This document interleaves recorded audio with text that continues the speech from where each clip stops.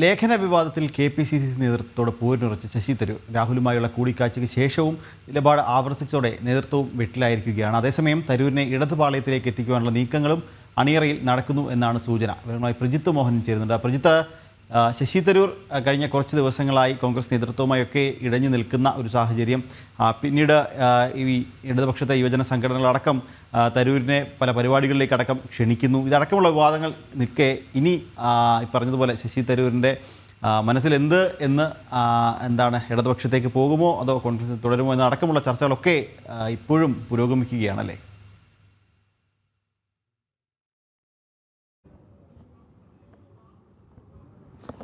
കാരണം ശശി തരൂർ ഇപ്പോഴും പാർട്ടി വിരുദ്ധ ലൈനിൽ നിന്നും പിന്നോട്ട് പോയിട്ടില്ല എന്നുള്ളതാണ് അദ്ദേഹം വ്യക്തമാക്കുന്നത്. കഴിഞ്ഞ ദിവസവും തരൂർ ആവർത്തിച്ചൊരു കാര്യമുണ്ട്. അതായത് രാഹുൽ ഗാന്ധിയെ കണ്ട് രാഹുൽ ഗാന്ധി വിഷയത്തിലുള്ള അതൃപ്തി രേഖപ്പെടുത്തിയതിനു ശേഷവും തരൂർ ആവർത്തിക്കുന്നത് താൻ പറഞ്ഞ നിലപാടുകളിൽ അല്ലെങ്കിൽ താൻ എഴുതിയ കാര്യങ്ങളിൽ ഒരടി പിന്നോട്ടില്ല എന്നുള്ളതാണ്. അതിന് പകരമായി എന്താണ് താൻ പറഞ്ഞ വിവരങ്ങളിലെ തെറ്റ്, അല്ലെങ്കിൽ താൻ കോട്ട് ചെയ്തിട്ടുള്ള ഏജൻസികൾ തന്ന ഡാറ്റയിലെ തെറ്റെന്താണ്, പുതിയ ശരിയായിട്ടുള്ള ഡാറ്റ എവിടെ എന്നൊക്കെയുള്ള ചോദ്യങ്ങളാണ് അദ്ദേഹം ചോദിക്കുന്നത്. പ്രത്യേകിച്ച് പ്രതിപക്ഷ നേതാവടക്കം ശശി തരൂരിന് ലഭിച്ച വിവരങ്ങൾ തെറ്റാണ് എന്ന് പറയുമ്പോഴും അതിനെ ചോദ്യം ചെയ്തുകൊണ്ട് അദ്ദേഹം പരസ്യമായി രംഗത്ത് വരുന്നു. അതും രാഹുൽ ഗാന്ധി വിളിച്ച് അതൃപ്തി പറയിച്ച ശേഷമാണ് അത്തരം ഒരു നിലപാടിലേക്ക് തരൂർ പോയത് എന്നുള്ളതാണ് ഏറ്റവും ശ്രദ്ധേയമായ കാര്യം. അതുപോലെ തന്നെ കഴിഞ്ഞ ദിവസം പാർട്ടിയിലെ പല പ്രശ്നങ്ങൾക്കും താങ്കൾ തല്ലുകൂടാറുണ്ട്, പക്ഷേ എൻ്റെ കാര്യത്തിലെങ്കിലും ഒന്നിച്ചല്ലോ എന്നുള്ള പരാമർശവും വലിയ അതൃപ്തി കോൺഗ്രസിൽ ഉണ്ടാക്കിയിട്ടുണ്ട്. പ്രത്യേകിച്ച് സംഘടനയെ പരസ്യമായി അധിക്ഷേപിക്കുന്ന തുടർ നിലപാടുകൾ തരൂർ സ്വീകരിക്കുന്നു എന്നുള്ളതാണ് കോൺഗ്രസിലെ അഭിപ്രായം.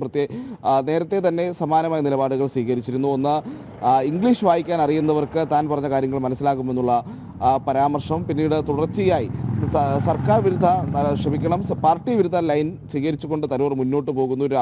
രാഹുൽ ഗാന്ധി അടക്കം അതൃപ്തി രേഖപ്പെടുത്തിയിട്ടും ആ ഒരു നയത്തിൽ നിന്ന് തരൂർ പിന്നോട്ട് പോകാൻ തയ്യാറായില്ല. അതിനിടയിലാണ് ഡിവൈഎഫ്ഐയുടെ ഒരു സർജിക്കൽ സ്ട്രൈക്ക് എന്നൊക്കെ പറയുന്ന രീതിയിൽ വേണമെങ്കിൽ നമുക്ക് വിശേഷിക്കാം. ഒരു പ്രത്യേക സാഹചര്യത്തിൽ ആരും പ്രതീക്ഷിക്കാതിരിക്കുന്നു. അപ്രതീക്ഷിതമായി തരൂരിനെ ഇവരുടെ ഡിവൈഎഫ്ഐയുടെ മാർച്ച് 1, 2 തീയതികളിൽ തിരുവനന്തപുരത്ത് മുഖ്യമന്ത്രി ഉദ്ഘാടനം ചെയ്യുന്ന സ്റ്റാർട്ടപ്പ് ഫെസ്റ്റിലേക്ക് ക്ഷണിക്കുന്ന ഒരു സാഹചര്യം ഉണ്ടാകുന്നു.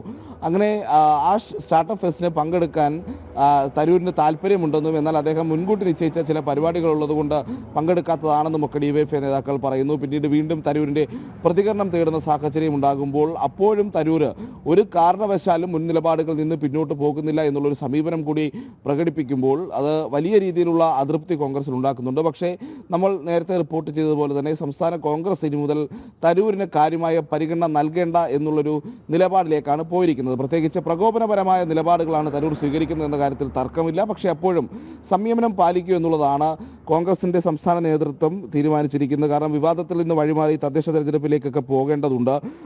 അതിനിടയിൽ തരൂർ ഉയർത്തുന്ന ഇത്തരം വിഷയങ്ങളിൽ തലവെച്ച് കൊടുക്കണ്ട എന്നുള്ളൊരു സമീപനത്തിലേക്ക് പോയിരിക്കുന്നു. കാരണം പാർട്ടിയുടെ നയം എന്താണെന്ന് പാർട്ടിയുടെ ഹൈക്കമാൻഡ് വ്യക്തമാക്കിയിട്ടുണ്ട്. അതോടൊപ്പം തന്നെ സംസ്ഥാന പ്രസിഡന്റ് KPCC പ്രതിപക്ഷ നേതാവ് അടക്കമുള്ളവർ കൃത്യമായി ഇതിൽ നിലപാട് പറഞ്ഞിട്ടുണ്ട്. അതുകൊണ്ട് തന്നെ പാർട്ടി എന്താണ് ഈ വിഷയങ്ങളിൽ ചിന്തിക്കുന്നത് എന്നുള്ളത് ജനങ്ങളോട് പറയാൻ ഇനി പ്രത്യേകിച്ച് ഒരാവശ്യമില്ല. അത് ജനങ്ങൾക്ക് മുൻപിൽ എത്തിയിട്ടുണ്ട്. അതുകൊണ്ട് തന്നെ തരൂരിന് കൂടുതൽ അവസരങ്ങൾ കൊടുത്ത് തരൂരിനെ എതിരെ അച്ചടക്ക നടപടിയൊക്കെ സ്വീകരിക്കുന്ന സാഹചര്യം ഉണ്ടാക്കി തരൂരിന് ഒരു രക്തസാക്ഷി പരിവേഷമൊന്നും നൽകേണ്ട ആവശ്യമില്ല എന്നുള്ളതാണ് സംസ്ഥാന കോൺഗ്രസിൻ്റെ ഒരു നിലപാട്. അതുകൊണ്ട് തന്നെ തരൂരിന് പാർട്ടി പരിപാടികളടക്കം കൂടുതൽ അവഗണന നേരിടേണ്ടി വരും. അപ്പോഴും പക്ഷേ വീണ്ടും പ്രസക്തമാകുന്ന ചോദ്യം, കോൺഗ്രസ് കൂടുതൽ അവഗണന നൽകുകയാണെങ്കിൽ തരൂരിൻ്റെ പ്രതികരണം എന്താകുമെന്നുള്ളതായിരുന്നു. കാരണം ഈ വിഷയങ്ങൾക്കെല്ലാം തുടക്കം കുറിച്ചത് KPCC ആസ്ഥാനത്ത് ഒരു റൂം അനുവദിക്കാൻ തരൂർ ആവശ്യപ്പെട്ടിട്ടും അതിന് സംസ്ഥാന കോൺഗ്രസ് നേതൃത്വം തയ്യാറായില്ല എന്നുള്ളൊരു പ്രശ്നമാണ് യഥാർത്ഥത്തിൽ ഇത്ര വലിയ ഒരു രാഷ്ട്രീയ തർക്കങ്ങളിലേക്കും അല്ലെങ്കിൽ ഒരു തരൂരിൻ്റെ കലഹത്തിലേക്കും ഒക്കെ നയിച്ചത് എന്നുള്ള കാര്യത്തിൽ ഒരു തർക്കവുമില്ല. ആ ഒരു വിഷയം നിലനിൽക്കുമ്പോൾ കൂടുതൽ അവഗണന വരുമ്പോൾ തരൂർ ഏത് രീതിയിൽ പ്രതികരിക്കുമെന്നുള്ള കാര്യത്തിൽ ഇപ്പോൾ നമുക്കൊന്നും കൃത്യമായി പറയാൻ കഴിയില്ല. കാരണം തരൂരിൻ്റെ നിലപാടുകളിൽ ഒരു തരത്തിലുള്ള മാറ്റവും ഉണ്ടായിട്ടില്ല. അതേസമയം ഡിവൈഎഫ്ഐയുടെ ഒക്കെ ക്ഷണം വന്നിരിക്കുന്നു. അതിനെ ഇടത് പാളയത്തിലേക്ക് തരൂരിനുള്ള ഒരു എൻട്രിക്കുള്ള സാധ്യത ഉണ്ട് എന്നുള്ള രീതിയിലേക്കുള്ളൊരു വിലയിരുത്തലുകൾക്കൊക്കെ കാര്യങ്ങൾ പോയിട്ടുണ്ട്. പ്രത്യേകിച്ച് ഡിവൈഎഫ്ഐ അങ്ങനെ ഒരു ക്ഷണം നടത്തണമെങ്കിൽ മുഖ്യമന്ത്രി പങ്കെടുക്കുന്ന ഒരു പരിപാടിയിലേക്ക് അത്തരമൊരു ക്ഷണം ഡിവൈഎഫ്ഐയുടെ പ്രധാന നേതാക്കൾ തന്നെ നൽകണമെങ്കിൽ അതിന് പിന്നിൽ ചില അജണ്ടകൾ ഉണ്ട് എന്നുള്ള കാര്യത്തിൽ ഒരു തർക്കവുമില്ല. പക്ഷേ അതിന് ആര് നിർദ്ദേശം നൽകി, CPMൻ്റെ അറിവോടുകൂടിയാണോ CPM സംസ്ഥാന നേതൃത്വം ഈ തരൂരിൻ്റെ ക്ഷണത്തിന് പിന്നിൽ ഏതെങ്കിലും തരത്തിലുള്ള നിർദ്ദേശങ്ങൾ നൽകിയിട്ടുണ്ടോ എന്നുള്ള കാര്യങ്ങളിലടക്കം വ്യക്തത വരണം. അപ്പോഴും ചർച്ചകൾക്ക് തുടക്കമിടാൻ ഡിവൈഎഫ്ഐക്ക് കഴിഞ്ഞിട്ടുണ്ട്. ഒരു പക്ഷേ തരൂർ കോൺഗ്രസ് വിട്ടേ വിട്ടേക്കാം എന്ന രീതിയിലുള്ള ഒരു ചർച്ചയ്ക്ക് തുടക്കമിടാൻ ഡിവൈഎഫ്ഐക്ക് സാധിച്ചിട്ടുണ്ട് എന്നുള്ള കാര്യത്തിലും തർക്കമില്ല. അങ്ങനെ വല്ലാത്തൊരു രാഷ്ട്രീയ സാഹചര്യത്തിലേക്ക് കാര്യങ്ങൾ മാറിയിട്ടുണ്ട്. പ്രത്യേകിച്ച് തരൂർ ഇനി കോൺഗ്രസ് വിടുമോ എന്നുള്ളത് തന്നെയാണ് എല്ലാവരുടെയും ഒരു ആകാംക്ഷ നിറയുന്ന ചോദ്യമായി മാറുന്നത്. അതിൽ വ്യക്തത വരുത്തേണ്ടത് തരൂരാണ്. പല കാര്യങ്ങളിലും തരൂർ തുറന്നു പറച്ചിലിന് തയ്യാറാകുന്നില്ല എന്നുള്ളതും നമ്മൾ ഇവിടെ എടുത്തു പറയേണ്ടതുണ്ട്. പക്ഷേ അപ്പോഴും സർക്കാരിനെ പുകഴ്ത്തിയ നിലപാടിൽ നിന്ന് ഒരു ഇഞ്ച് പോലും പിന്നോട്ട് പോകാനും തരൂർ ഇതുവരെയും തയ്യാറായിട്ടുമില്ല. എന്തായാലും തരൂരിനെ അവഗണിക്കുക എന്നുള്ള തന്ത്രവുമായി സംസ്ഥാന കോൺഗ്രസ് മുന്നോട്ട് പോകുന്നു. ഈ പറയുന്ന സമീപനങ്ങളിൽ കൂടുതൽ തരൂർ ഈ ലൈൻ തുടരുകയാണെങ്കിൽ, പ്രകോപനങ്ങൾ തുടരുകയാണെങ്കിൽ ഹൈക്കമാൻഡ് മിണ്ടാതിരിക്കുമോ എന്നുള്ളതാണ് ഏറ്റവും അവസാനമായി വരുന്ന ചോദ്യം. അങ്ങനെ കൂടുതൽ നടപടികൾ ഉണ്ടാകുകയാണെങ്കിൽ ശശി തരൂരിനെ പോലെ വിശ്വഭവനെന്നൊക്കെ വിലയിരുത്തപ്പെട്ട അല്ലെങ്കിൽ വിളിക്കപ്പെട്ട ഒരു നേതാവ് കേരളത്തിൽ അദ്ദേഹം തുടർച്ചയായി MP സ്ഥാനത്തിരിക്കുന്നു. അദ്ദേഹത്തിനെ കോൺഗ്രസിൽ നിന്ന് പുറത്തേക്കുള്ള വഴി തുറക്കുമോ? അങ്ങനെയുള്ള ഒരുപാട് ചോദ്യങ്ങൾ വരും ദിവസങ്ങളിൽ അതിനൊക്കെ കൃത്യമായൊരു ഉത്തരമുണ്ടാകുമെന്ന് തന്നെ നമുക്ക് പ്രതീക്ഷിക്കാവുന്നതാണ്.